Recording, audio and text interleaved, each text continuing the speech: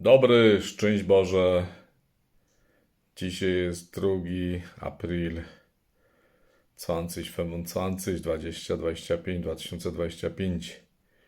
Co się stało 20 lat temu? Może ktoś się przypomni. 20 lat temu o 21:37, czyli mniej więcej o tej godzinie teraz.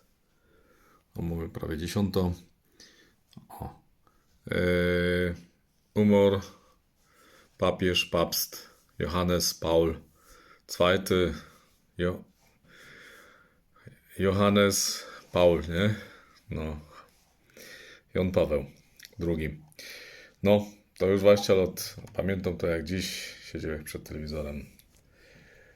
I wszystkim kuzocy naszego papieża Poloka.